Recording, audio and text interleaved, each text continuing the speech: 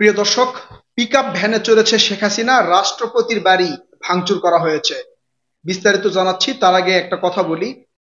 সংবাদটা কতটা সুখের বা দুঃখের, কতটা আনন্দের, সেটা আপনারা বিশ্লেষণ করবেন, আপনাদের মতামত জানাবেন। এই যে ধানমন্ডি 32 শেখ মুজিবুর রহমানের বাড়ি ভাঙচুর করা হচ্ছে। এই বাড়ি ভাঙচুরে যেখানে উপস্থিত ছাত্র জনতা যারা ছিলেন, তাদের ভুরি ভোজের জন্য কিন্তু একটা গরু কুরবানি করা হয়েছে, মানে গরু জবাই করা হয়েছে। সেই গরু জবাই করার কারণ হচ্ছে সেখানে উপস্থিত ছাত্র জনতা যারা ছিল তারা কিন্তু ভুরি ভোজ করেছে। সেই ভুরি ভোজ করার কারণে গরুটা জবাই করা হয়েছে। আর এই গরু যখন কিনে আনা হয়েছে মোহাম্মদপুর থেকে, কালো রঙের একটা গরু, এই গরুর গায়ে কিন্তু লেখা আছে মুদি কিলার হাসিনা। অর্থাৎ গরুর গায়ে একটা কাগজের উপরে লিখে রাখছে মুদি এবং কিলার হাসিনা। সেই গরুকে নিয়ে গিয়ে মোহাম্মদপুরের যেখানে ভাঙচুর হচ্ছে, মোহাম্মদপুর 32, দুঃখিত, ধানমন্ডি 32 শেখ মুজিবুর রহমানের বাড়ি যেখানে ভাঙচুর করা হচ্ছে, সেখানে নিয়ে গিয়ে কিন্তু জবাই করা হয়েছে। অর্থাৎ এটা বোঝানো হয়েছে যে মোদি এবং শেখ হাসিনাকে তারা চিরতরে বিদায় দিলেন, তারা আর কখনোই বাংলাদেশের মাটিতে আসবে না। প্রিয় দর্শক, এটা আপনারা কিভাবে দেখছেন সেটা অবশ্যই আপনারাই বিশ্লেষণ করবেন বা আপনাদের মতামত জানাবেন। আরেকটা বিষয় হচ্ছে, রাষ্ট্রপতির বাড়ি কিন্তু ভাঙচুর করা হয়েছে। এখন এটা কোন রাষ্ট্রপতি সেটা বলি। রাষ্ট্রপতি আব্দুল হামিদ, যিনি বিগত রাষ্ট্রপতির দায়িত্ব পালন করেছেন দুইবার, সে রাষ্ট্রপতির বাড়ি কিন্তু ভাঙচুর করা হয়েছে।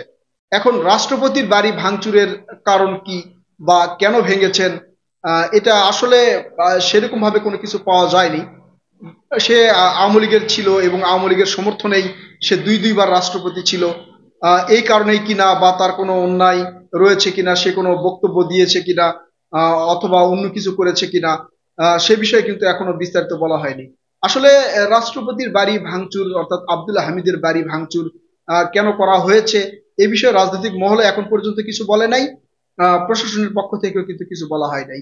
তবে এই যে ধানমন্ডি 32 সহ আওয়ামী লীগের বিভিন্ন স্থাপনা যে ভাঙচুর করা হচ্ছে, রাজশাহী বিশ্ববিদ্যালয়ে যেমন শেখ মুজিবুর রহমানের প্রতিকৃতিতে আপনার জুতা নিক্ষেপ করা হয়েছে, এইসব বিষয়ে কিন্তু ডিএমপি পুলিশ, অর্থাৎ ডিএমপির পুলিশ প্রধান কিন্তু বলেছেন যে আমরা চেষ্টা করেছি, আমরা সেটা রক্ষার্থে চেষ্টা করেছি, কিন্তু সেই চেষ্টায় তারা কিন্তু ব্যর্থ হয়েছে। পরে সেনাবাহিনীকে কিন্তু দেখা গিয়েছিল প্রথম দিকে বাধা দিতে এবং বুলডোজার সেখানে নিয়ে যেতে, বাধা দিতে কিন্তু দেখা গিয়েছিল।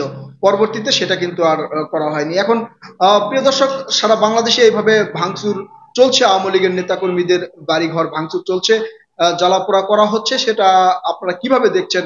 আপনাদের মূল্যবান মতামত অবশ্যই কমেন্ট করে জানাবেন।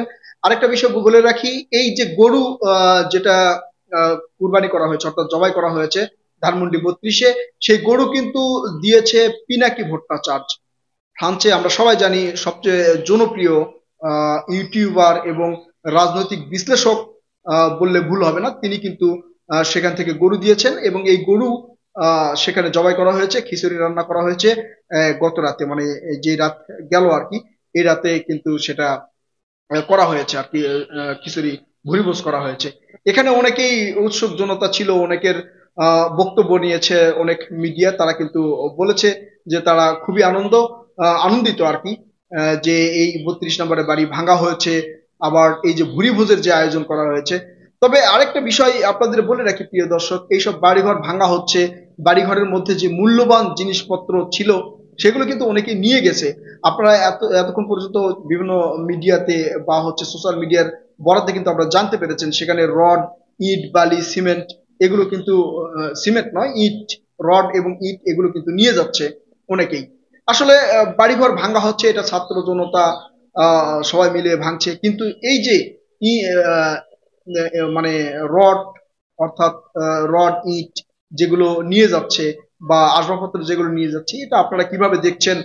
প্রিয় দর্শক, আপনারা আপনাদের মূল্যবান মতামত জানাবেন। আমি আপনাদের এতটুকুই জানার চেষ্টা করলাম যে আসলে কি হচ্ছে, পরিস্থিতি কি হচ্ছে বা ভবিষ্যতে কি হবে। রাজনৈতিক নেতারাও কিন্তু এর পক্ষে বিপক্ষে অনেক মতামত দিচ্ছেন। প্রিয় দর্শক, আপনারাও এই বিষয়ে মতামত দিবেন। ধন্যবাদ।